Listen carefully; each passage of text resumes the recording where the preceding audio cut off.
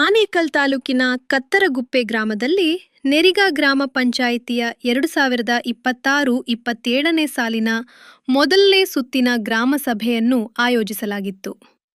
ಇನ್ನು ಮೆರಿಗಾ ಗ್ರಾಮ ಪಂಚಾಯಿತಿಯ 2026-27ನೇ ಸಾಲಿನ ಮೊದಲನೇ ಸುತ್ತಿನ ಗ್ರಾಮ ಸಭೆಗೆ ಅಧಿಕಾರಿಗಳು ಚಾಲನೆ ನೀಡಿ ಶುಭ ಹಾರೈಸಿದರು. ಇನ್ನು ಗ್ರಾಮ ಸಭೆಯಲ್ಲಿ ಸಾರ್ವಜನಿಕರು ತಮ್ಮ ತಮ್ಮ ಸಮಸ್ಯೆಗಳ ಬಗ್ಗೆ ಇಲಾಖೆ ಅಧಿಕಾರಿಗಳ ಮುಂದೆ ಹೇಳಿಕೊಂಡ ದೃಶ್ಯ ಕಂಡುಬಂತು. ಹಾಗೆಯೇ ಇಲಾಖೆ ಅಧಿಕಾರಿಗಳು ಸಹ ತಮ್ಮ ತಮ್ಮ ಇಲಾಖೆಗಳಲ್ಲಿ ದೊರೆಯುವಂತಹ ಸೌಲಭ್ಯಗಳ ಬಗ್ಗೆ ಸಾರ್ವಜನಿಕರಿಗೆ ಮಾಹಿತಿ ನೀಡಿದರು. ಇನ್ನು ಗ್ರಾಮ ಸಭೆಯ ಅಧ್ಯಕ್ಷತೆಯನ್ನು ನೆರಿಗಾ ಗ್ರಾಮ ಪಂಚಾಯಿತಿ ಆಡಳಿತ ಅಧಿಕಾರಿ ಎಂ ರಾಜುರವರು ವಹಿಸಿದ್ದರು. ಇನ್ನು ಗ್ರಾಮ ಸಭೆಯಲ್ಲಿ ನೆರಿಗಾ ಗ್ರಾಮ ಪಂಚಾಯಿತಿ ಪಿಡಿಒ ಕಾಂತರಾಜು ಮತ್ತು ಇಲಾಖೆ ಅಧಿಕಾರಿಗಳು ಹಾಗೂ ಸಾರ್ವಜನಿಕರು ಮತ್ತು ಪಂಚಾಯಿತಿ ಸಿಬ್ಬಂದಿ ವರ್ಗದವರು ಭಾಗವಹಿಸಿದ್ದರು. ಸಂಬಂಧಪಟ್ಟ ಎಲ್ಲ ಕರ್ತವ್ಯಗಳ ಕೆಲಸಗಳನ್ನ ಅವರು ನೋಡ್ಕೊಳ್ತಿರ್ತಾರೆ. ಹಾಗೆ ಹಾಸ್ಪಿಟ್ಲಿಗೆ ಸಂಬಂಧಪಟ್ಟ ಸೇಂಟ್ ಜಾನ್ ಹಾಸ್ಪಿಟ್ಲಿಂದ ಪ್ರತಿ ಸ್ಮಶಾನದಿಂದ ಶಾಲೆವರೆಗೆ ಸಿಸಿ ಚರಂಡಿ ಕಾಮಗಾರಿ, ನೆರಿಗಾ ಸಾರ್ವಜನಿಕ ಶೌಚಾಲಯ ನಿರ್ಮಾಣ ಕಾಮಗಾರಿ, ಇದ್ರ ಮೇಲೆ ಇನ್ನೇನಾದ್ರೂ ಯಾವ್ದಾದ್ರು ಕಾಮಗಾರಿಗಳಿದ್ರೆ ಇವು ಕೊಡ್ಬೋದು. ನಾವು ಅದನ್ನು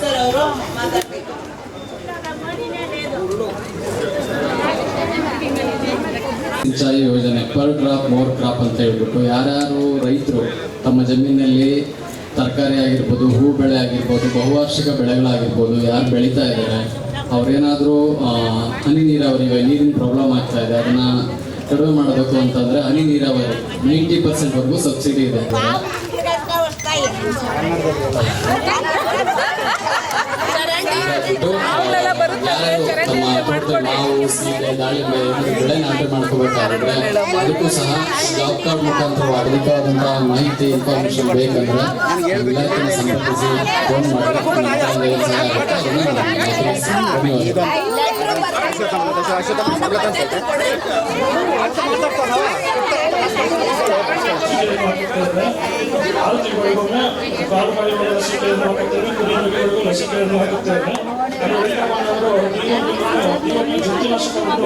ಹಾಸ್ಪಿಟಲ್ಗೆ ತಗೊಳ್ಬೇಕಂತ ಹೇಳಿಕೊಳ್ಳುತ್ತೇನೆ.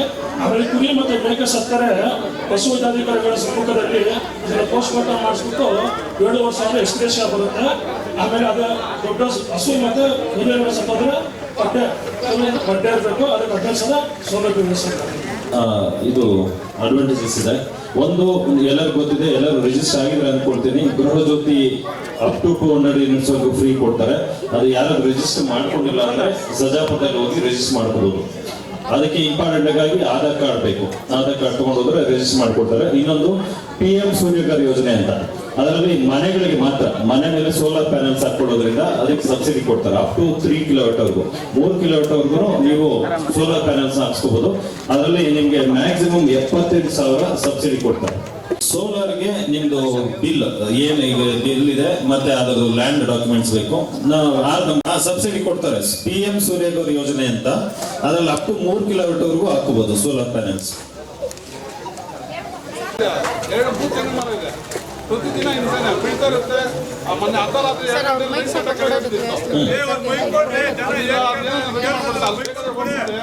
ಮನೆಯಲ್ಲಿ ಮೀಟರ್ ಸ್ವಿಚ್ ಆಗಿದೆ, ಟಿವಿ ಆಗಿದೆ, ಫ್ರಿಜ್ ಎಲ್ಲ ಹೋಗಿದೆ ಸರ್. ತೊಂದರೆ ಇದೆ ಸ್ವಲ್ಪ. ನೀವು ರಾತ್ರಿ 3 ಗಂಟೆ ಲೈನ್ ಕಟ್ಟ ಕೆಳಗೆ ಬಿದ್ದಿತ್ತು, ಅದನ್ನ ರೆಡಿ ಮಾಡ್ತಿದ್ದಾರೆ. ಬೇಕಾದ್ರೆ ಪರಿಚಯ ಇಲ್ಲ, ಲೈನ್ ಅನ್ನ ತೆಗಿಲ್ಲ, ಮರನ ಕಟ್ ಮಾಡಿಸ್ಕೊಡಿ ಸರ್. 1 ನಿಮಿಷ. ಈಗ ಲೈನ್ ಅಂತೂ ತೆಗೆಯಕ್ಕಾಗಲ್ಲ, ಪವರ್ ಸಪ್ಲೈ ಬೇಕಾನೆ. ಈಗ 1 ನಿಮಿಷ ಹೇಳಲ್ಲ, ಬ್ಲಾಕ್ ವೈರ್ ಹಾಕ್ಬಿಡಿ ಸರ್. ಬ್ಲಾಕ್ ವೈರು ಈಗ ನಮ್ಮಲ್ಲಿ ಪ್ರಾಜೆಕ್ಟ್ಸ್ ಬರಬೇಕು ಅಥವಾ ಕೆಪೆಕ್ಸ್ ವರ್ಕ್ಸ್ ಮಾಡಬೇಕು. ಈಗ ನೀವು ಬ್ಲಾಕ್ ಕಂಪ್ಲೇಂಟ್ ಈಗ ಏನು ಗರಿ ಬೀಳುತ್ತೆ ಅಂತ ಹೇಳ್ತೀರಾ, ಈಗ ವೈರ್ ಕಟ್ ಆಯ್ತು ಅಂದ್ರೆ ಇಂಟರ್ನೆಟ್ ಬಂದು ಅಟೆಂಡ್ ಮಾಡ್ತಾರಲ್ವಾ, ಮಾಡಿದ್ದಾರೆ. ಇನ್ ಕೇಸ್ ಬಂದು ಅಟೆಂಡ್ ಮಾಡಲಿಲ್ಲ ಅಂದ್ರೆ ನನ್ನ ನಂಬರ್ ಹೇಳಿದ್ದೀನಿ. ಓಕೆನಾ? ನೀವು ಮೇ ಬಿ ಎಲ್ಲರೂ ನಮ್ಮ ಯಾರು ಕ್ಯಾಂಪ್ ಲೈನ್ ಇದ್ದಾರೆ ಅವ್ರದ್ದು ನಂಬರ್ ಇರುತ್ತೆ. ನೀವು ಏನೇ ಕಂಪ್ಲೇಂಟ್ ಇದ್ರೆ ಮಾತಾಡಿ. ಅವ್ರು ಅಟೆಂಡ್ ಮಾಡಲಿಲ್ಲ, ಇಂಟರ್ನೆಟ್ ಮಾಡಲಿಲ್ಲ ಅಂದ್ರೆ ನನಗೆ ಮಾತಾಡಿ. ಅದು ಹಂತವಾಗಿ ಮಾಡ್ತಾ ಇದ್ದಾರೆ. ಈಗ ನೀವು ಬ್ಯಾಂಗ್ಳೂರ್ ಸಿಟಿಯಲ್ಲಿ ಪೂರ್ತಿ ಎಲ್ಲ ಯೂಸಿ ಕೇಬಲ್ ಮಾಡಿದ್ದಾರೆ. ಈಗ ಅದು ರೂರಲ್ ಸೈಡ್ ಬಂದು ಎಲ್ಲಾನು ಯೂಸಿ ಕೇಬಲ್ ಮಾಡೋದು ಅಥವಾ AB ಕೇಬಲ್ ಮಾಡೋದು ಮಾಡ್ತಾರೆ. ಪೂರ್ತಿ ವಿಲೇಜ್ ಮಾಡೋದು. ಈಗ ಬರೀ ಒಂದು ರೋಡ್ಗೆ ಮಾಡಿ ಅದನ್ನ ಮರ ಕಟ್. ಈಗ ಯಾರು ಮರಗಳಿದೆ ಅಲ್ಲ, ತೆಂಗಿನ ಮರಗಳು ಯಾರಿದೆ ಫಸ್ಟ್ ಆಫ್ ಆಲ್ ಅವ್ರಿಗೆ ಫಸ್ಟ್ ಇನ್ಫಾರ್ಮ್ ಮಾಡ್ತೀವಿ. ಓಕೆನಾ? ಗರಿಗಳು ಓಡಿಸಿ ಅಟ್ಲೀಸ್ಟ್ 6 ಮಂತ್ಸ್ ಓಡಿಸಿ ಅಂತ ಹೇಳಿ ಈಗ ಅವ್ರು ಒಡಿಸ್ಕೊಳ್ತಾರೆ. ಈಗ ಕೆಳಗಡೆ ಲೈನ್ ಇದೆ ಅದ್ರ ಮೇಲೆ ಬಿಡುತ್ತೆ ಅಂತ ಈಗ ವೈರ್ ಕಟ್ ಆಗುತ್ತೆ ಮಾಮೂಲಿ ನಿಮ್ಗೂ ಗೊತ್ತಿದೆ. ವೈರ್ ಕಟ್ ಆದಾಗ ಬಂದು ಅಟೆಂಡ್ ಮಾಡ್ತಾರೆ ಸರ್. ಅಟೆಂಡ್ ಮಾಡಿದ್ದಾರೆ, ಇಲ್ಲ ಅಂತಿಲ್ಲ. ನಾನು ಹೇಳೋದಂದ್ರೆ ಮಿಡ್ ಸುಟ್ಟೋಗಿದೆ, ಸುಟ್ಟೋಗಿದೆ, ಹಾಳಾಗಿದೆ ಸರ್. ಆ ಥರ ಎಲ್ಲ ಆಗುತ್ತೆ. ನಮ್ಗೆ ಒಬ್ಬನಿಗೆ ಅಂತಲ್ಲ, ಅಲ್ಲರ ಮನೆಗೆಲ್ಲ ಆ ಥರ ಪ್ರಾಬ್ಲಮ್ ಆಗುತ್ತೆ.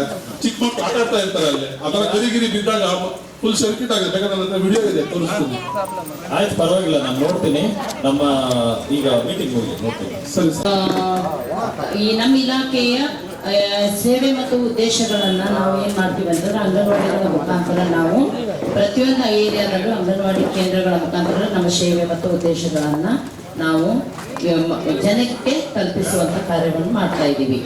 ಹಾಗೆ ನಮ್ಮ ಇಲಾಖೆಯ ಫಲಾನುಭವಿಗಳು ಯಾರು ಅಂತಂದ್ರೆ 6 ತಿಂಗಳಿಂದ 3 ವರ್ಷದ ಮಕ್ಕಳು, 3 ರಿಂದ 6 ವರ್ಷದ ಮಕ್ಕಳು, ಗರ್ಭಿಣಿಯರು ಮತ್ತು ಬಾಣಂತಿಯರು. ನಮ್ಮ ಅಂಗನವಾಡಿ ಕೇಂದ್ರಗಳಲ್ಲಿ ಸರ್ಕಾರವು ನಿಗದಿಪಡಿಸಿದ ಸಕಾಲಕ್ಕೆ ನಿಗದಿಪಡಿಸತಕ್ಕಂತಹ ನಿಯಮಗಳಿಗೆ ಅನುಸಾರವಾಗಿ ನಾವು ಅಂಗನವಾಡಿ ಕೇಂದ್ರದಲ್ಲಿ ಪೂರಕ ಪೌಷ್ಟಿಕ ಆಹಾರ ಸೇವೆಯನ್ನು ಮತ್ತು ಶಾಲಾ ಪೂರ್ವ ಶಿಕ್ಷಣ ಸೇವೆಯನ್ನು, ಮಾಹಿತಿ ಸೇವೆಯನ್ನು, ಮಹಿಳೆಯರಿಗೆ ತಿಳುವಳಿಕೆ ಸೇವೆಯನ್ನು ಎಲ್ಲವನ್ನು ನೀಡುವತಕ್ಕಂಥದ್ದು ಮತ್ತು ಆರೋಗ್ಯ ಇನ್ನೊಂದು ಎಲ್ಲ ಗ್ರಾಮಗಳಲ್ಲೂ ಕ್ಷಯರೋಗ ಆಗಲಿ, ಡೆಂಗು, ಮಲೇರಿಯಾ, ಚಿಕನ್ಗುನ್ಯಾ ಎಲ್ಲ ಸಮೀಕ್ಷೆ ನಡೀತಾ ಇದೆ. ಅದೇ ರೀತಿ ಕ್ಷಯರೋಗಗಳು ಪತ್ತೆ ಆಗಿದೆ. ಆ ಗ್ರಾಮಗಳಲ್ಲಿ ನಾವು ಚಿಕಿತ್ಸೆ ಕೊಡ್ತಾ ಇದ್ದೀರಿ. ಆಮೇಲೆ ಇದೇ ರೀತಿ ಪ್ರಾಥಮಿಕ ಆರೋಗ್ಯ ಧ್ವಂಸಂದ್ರದಲ್ಲಿ 24/7 ಎಲ್ಲರಿಗೂ ಉಚಿತ ಹೆರಿಗೆ ಸೌಲಭ್ಯ ನಡೀತಾ ಇದೆ. ಇದೇ ಗ್ರಾಮಗಳಿಂದ ಹೆರಿಗೆ ನಡೀತಾ ಇದೆ. ಆಮೇಲೆ ಇದೇ ಜೂನ್ 28, 29, 3 ಪಲ್ಸ್ ಪೋಲಿಯೋ ಕಾರ್ಯಕ್ರಮ ಇರುತ್ತೆ. ಹಾಗಾಗಿ ಎಲ್ಲ ಸಾರ್ವಜನಿಕರು ಪಲ್ಸ್ ಪೋಲಿಯೋ ಕಾರ್ಯಕ್ರಮಕ್ಕೆ ಸ್ಪಂದಿಸಬೇಕು. 0 to 5 years ಇರುತ್ತೆ. 28 ಭಾನುವಾರ ಎಲ್ಲ ಅಂಗನವಾಡಿ ಕೇಂದ್ರಗಳಲ್ಲಿ ಪಲ್ಸ್ ಪೋಲಿಯೋ ಇರುತ್ತೆ. 29, 30 ಹೌಸ್ ಟು ಹೌಸ್ ಸರ್ವೆ ಇರುತ್ತೆ. ಪ್ರಮುಖವಾಗಿ ಈಗ ಮುಂಗಾರು ಹಂಗಾಮು ಪ್ರಾರಂಭ ಆಗಿರೋದ್ರಿಂದ ಬಿತ್ತನೆ ಬೀಜಗಳ ವಿತರಣೆಯನ್ನ ಮಾಡ್ತಾ ಇದ್ದೀವಿ ಸಬ್ಸಿಡಿ ದರದಲ್ಲಿ. ರಾಗಿ, ತೊಗರಿ, ಅಲಸಂದೆ ಮತ್ತೆ ಕಡಲೆಕಾಯಿ ಬಿತ್ತನೆ ಬೀಜಗಳು ಲಭ್ಯ ಇದೆ. ರೈತರು ತಮ್ಮ FID ಆಗಿದ್ದಲ್ಲಿ ಬಂದು ಅದನ್ನ ಬರೀ ಆಧಾರ್ ಕಾರ್ಡ್ ತಗೊಂಡು ಬಂದು ನೀವು ಬಿತ್ತನೆ ಬೀಜಗಳನ್ನ ಸಹಾಯಧನದಲ್ಲಿ ತಗೊಂಡು ಹೋಗ್ಬೋದು. ಇನ್ ಕೇಸ್ FID ಆಗಿಲ್ಲ ಅಂದ್ರೆ ನಿಮ್ಮ ದಾಖಲಾತಿಗಳು ಆಧಾರ್ ಕಾರ್ಡ್, ಪಾಣಿ ಮತ್ತೆ ಬ್ಯಾಂಕ್ ಪಾಸ್ಬುಕ್ ಪ್ರತಿ ತಗೊಂಡು ಬಂದ್ರೆ FID ಮಾಡಿಬಿಟ್ಟು ನಾವು ನಿಮಗೆ ಬಿತ್ತನೆ ಬೀಜಗಳನ್ನ ವಿತರಣೆ ಮಾಡ್ತೇವೆ. ವೇದಿಕೆ ಮೇಲೆ ಆಸೀನರಾಗಿರುವಂಥ ಎಲ್ಲ ತಾಲೂಕು ಅಧಿಕಾರಿಗಳೇ ಹಾಗೂ ದೇವರಿಗ ಗ್ರಾಮ ಪಂಚಾಯಿತಿಯ ಎಲ್ಲ ಸಾರ್ವಜನಿಕ ಬಂಧುಗಳೇ, ಮಾಧ್ಯಮ ಮಿತ್ರರೇ, ಪೊಲೀಸ್ ಇಲಾಖೆ ಅಧಿಕಾರಿಗಳೇ ಹಾಗೂ ಎಲ್ಲರನ್ನ ನಾನು ಆಡಳಿತಾಧಿಕಾರಿಗಳಿಗೆ ಕಳೆದ 4 ತಿಂಗಳಿಂದ ದೇವರಿಗ ಗ್ರಾಮ ಪಂಚಾಯಿತಿ ಈಗಾಗಲೇ ಮೊದಲನೇ ಎಲ್ಲ ಗ್ರಾಮಗಳನ್ನು ಕೂಡ ವಾರ್ಡ್ ಸಭೆಗಳನ್ನು ಮಾಡಿ ಸಾರ್ವಜನಿಕರಿಗೆ, ಜನಸಾಮಾನ್ಯರಿಗೆ ಏನೆಲ್ಲ ಅನುಕೂಲ ಮೂಲಭೂತ ಸೌಕರ್ಯಗಳ ತಲುಪಿಸಿ ನಿಟ್ಟಿನಲ್ಲಿ ಸಭೆಗಳನ್ನ ಮಾಡಿ ಅವರಿಂದ ಏನೇನು ಕಾರ್ಯಕ್ರಮಗಳು ಬೇಕು, ಮೂಲಭೂತ ಸೌಕರ್ಯಗಳು ಏನು ಬೇಕು ಇದನ್ನೆಲ್ಲ ತಮ್ಮ ಕಡೆ ನಾವು ಪಟ್ಟಿ ಮಾಡ್ಕೊಂಡಿದ್ದೀವಿ. ಜೊತೆಗೆ ಅದೆಲ್ಲನೂ ಕ್ರೋಢೀಕರಿಸಿ ಗ್ರಾಮ ಸಭೆಯಲ್ಲಿ ತಮ್ಮ ಮುಂದೆ ಮಂಡಿಸಿದ್ದೀವಿ. ಇದಲ್ಲೇ ತಾವು ಆಗೋಯ್ತು ಮತ್ತೆ ಏನಾದ್ರು ಸೇರಿಸ್ಕೊಳ್ತಾರ ಇಲ್ವಾ ದಯವಿಟ್ಟು ಅನುಮಾನ ಬೇಡ. ನಿಮ್ಮ ಅವಶ್ಯಕತೆ ಇರುವ ಯಾವುದೇ ಕಾಮಗಾರಿಯಾಗಿ ನಿಮ್ಮ ಅನುಕೂಲ ತಕ್ಕಂಗೆ ಅದನ್ನ ದಯವಿಟ್ಟು ಯಾವುದೇ ರೀತಿ ಮುಜುಗರ ಇದ್ದಾಗ ನಮ್ಮ ಪಂಚಾಯಿತಿ ಬಂದು ಒಂದು ಅರ್ಜಿ ಮೂಲಕ ನಾವು ಮನವಿ ಮಾಡಿದ್ರೆ ನಾವು ಖಂಡಿತವಾಗಿ ಅದನ್ನ ಆದ್ಯತೆ ಸೇರಿಸ್ಕೊಂಡು ಆದ್ಯತೆ ಮಾಡಬೇಕು. ಅದ್ರ ಬಗ್ಗೆ ಏನಿಲ್ಲ, ಯಾಕಂದ್ರೆ ನಿಮ್ಮ ತೆರಿಗೆನ ನಿಮ್ಮ ಅದ್ರ ಬಗ್ಗೆ ಏನು ಮಾಡಿ. ಜೊತೆಗೆ ನಮ್ಮ ಇಲಾಖೆ ಅಧಿಕಾರಿಗಳು ತಮ್ಮ ಇಲಾಖೆಯಲ್ಲಿ ಸಿಗುವಂಥ ಸೌಲಭ್ಯಗಳನ್ನ ಸ್ಪಷ್ಟವಾಗಿ ನಮ್ಗೆ ತಿಳಿಸ್ಕೊಟ್ಟಿದ್ದಾರೆ. ದಯವಿಟ್ಟು ಎಲ್ಲರೂ ಅದನ್ನ ಉಪಯೋಗಿಸ್ಕೊಳ್ಳಿ ಮತ್ತು ಇನ್ನೊಬ್ಬರಿಗೂ ಅದನ್ನ ಹೇಳ್ಕೊಳ್ಳಿ. ಫಸ್ಟ್ ಆಫ್ ಆಲ್ ಎಲ್ಲರೂ ಹೆಲ್ತ್ ಇನ್ಶೂರೆನ್ಸ್ ಮಾಡಿ, ದಯಮಾಡಿ ಎಲ್ಲರೂ ಹೆಲ್ತ್ ಇನ್ಶೂರೆನ್ಸ್ ಮಾಡಿ. 2 ಥರ ಇರ್ತದೆ, ಪ್ರಧಾನಮಂತ್ರಿ ಜೀವನ್ ಜ್ಯೋತಿ ಇರ್ತದೆ, ಪ್ರಧಾನಮಂತ್ರಿ ಜೀವನ್ ವಿಮಾ ಯೋಜನೆ ಇರ್ತದೆ. ದಯವಿಟ್ಟು ಮಾಡಲೇದವರು ದಯವಿಟ್ಟು ನಮ್ಮ SHG ಅವರಿಗೆ ಭೇಟಿ ಮಾಡಿ ಅವ್ರು ನಿಮಗೆ ಬ್ಯಾಂಕ್ ಫಾರ್ಮೆಟ್ ಕೊಟ್ಟು ಅವರೇ ನಿಮ್ಮನ್ನ ನೋಂದಣಿ ಮಾಡಿ ತಗೊಂಡೋಗಿ ರಿಜಿಸ್ಟರ್ ಮಾಡಿಕೊಡ್ತಾರೆ. ದಯವಿಟ್ಟು ಅದನ್ನು ಬಳಸ್ಬೇಕು. ಯಾಕಂದ್ರೆ ಇವಾಗ ಏನಾದ್ರು ಒಂದು ಸಣ್ಣ ಕಾಯಿಲೆ ಬಂದ್ರು ಅದು ದೊಡ್ಡ ಮಟ್ಟಕ್ಕೆ ಹೋಗುತ್ತೆ. 10-20 ರೂಪಾಯಿ ಯಾವುದೇ ಚಿಕಿತ್ಸೆ ಸಿಗಲ್ಲ. ದಯವಿಟ್ಟು ಹೆಲ್ತ್ ಕಾಪಾಡ್ಕೊಳ್ಳಿ, ಅದನ್ನ ಇನ್ಶೂರೆನ್ಸ್ ಮಾಡಿಸ್ಕೊಳ್ಳಿ. ಇವತ್ತು ಅಗ್ರಿಕಲ್ಚರ್ ಸಂಬಂಧಪಟ್ಟಂಗೆ ದಯವಿಟ್ಟು ಏನು ನಮ್ಮ ಕೃಷಿ ಇಲಾಖೆಯಿಂದ ಸಿಗುತ್ತದ ದವಸ ಧಾನ್ಯಗಳನ್ನ ಬಳಸ್ಕೊಳ್ಳಿ. ಅದರಿಂದ ನಮ್ಮ ಒಂದು ಅಭಿವೃದ್ಧಿನ ಹೆಚ್ಚಿಸ್ಕೊಳ್ಳಿ.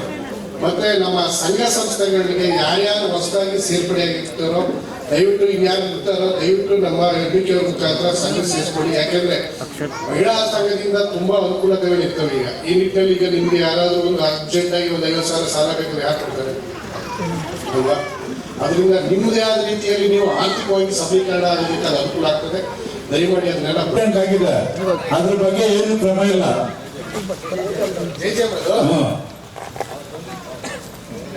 JJM ನಮ್ಮಲ್ಲಿ ಅರ್ಧ ಊರು ಆಗಿದೆ, ಅರ್ಧ ಊರು ನಿಂತೋಗಿದೆ. ಅದ್ರದ್ದು ಎಲ್ಲ ಅವ್ರಿಗೆ ಬಿಟ್ಬಿಟ್ಟು ರೋಡ್ಗಳೆಲ್ಲ ತೊಂದರೆ ಆಯ್ತು. ಅದ್ರ ಬಗ್ಗೆ ಏನು ಕ್ರಮ ವಹಿಸ್ತೀರಿ, ಏನು ಅದು ಸ್ವಲ್ಪ ತಿಳಿಸ್ಕೊಡಿ ಸರ್. ಒಂದು ತಿಂಗಳೊಳಗೆ ಅದನ್ನ ಕಂಪ್ಲೀಟ್ ಮಾಡಕ್ಕೆ ನಾವು ಕ್ರಮ ವಹಿಸ್ತೀವಿ. ಅದೇನೋ ಮಾಡಿ ಸ್ವಲ್ಪ ಮಾಡಿಸ್ಕೊಡಿ ಸರ್, ಊರಲ್ಲಿ ತುಂಬಾ ತೊಂದರೆ ಇದೆ ಅದರಿಂದ. ಖಂಡಿತವಾಗಿ ಮಾಡಿ.